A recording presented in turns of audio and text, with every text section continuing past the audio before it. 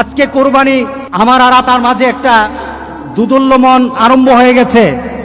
আমি যদি বলি আগামী বছর আপনি বাঁচবেন কিনা, এই গ্যারান্টি আপনি দিতে পারবেন? আগামীর কুরবানি আপনি দিতে পারবেন এমন গ্যারান্টি আছে কিনা বলেন? নাই। সুতরাং কোনো বিতর্ক নয়, দেব কি না দেব কিছু নয়, কুরবানি দিবেন এটাই নিয়ত।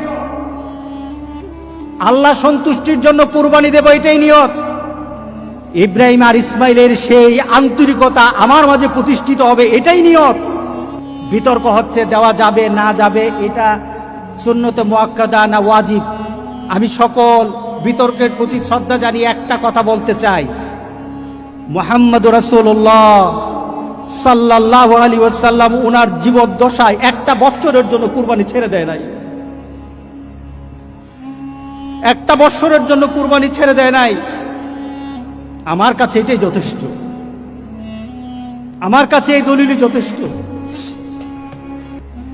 আমি যে কোনো পরিবেশে থাকি, আমার কাছে এটাই যথেষ্ট। রাসূল ছেড়ে দেয় নাই, আমরা ছেড়ে দেব না ইনশাআল্লাহ বলি। রাসূল ছেড়ে দেয় নাই, আমরাও ছেড়ে দেব না। এখন আপনি বড় আকারে দিতে পারছেন না, ছোট আকারে দেন, অসুবিধা নাই। কারণ আল্লাহ তো বলে দিয়েছেন, তোমার গরুর দিকে তো আমি তাকাবো না, তোমার ছাগলের দিকে তাকাবো না, দাম কত জানবো না, এটার মান কত আমি দেখতে চাই না। তুমি যখন কুরবানি দাও তোমার দিলের দিকে আমি তাকিয়ে থাকি। আপনি ছোট পরিসরে দিয়ে দেন আর মাবুদের দরবারে চোখের পানি ফেলে বলে কেঁদে বলেন, মাবুদ সব সময় যা দিয়েছি পারি নাই, মাবুদ আমার অপারগতা, মাবুদ তুমি মেহেরবানি করে আমারই হৃদয়ের থেকে যে কুরবানিটা দিচ্ছি, যেটা তো যতটুকু আমার পরিবেশ এবং আমাকে সুযোগ করে দিয়েছে, মেহেরবানি করে তুমি কবুল করে নাও।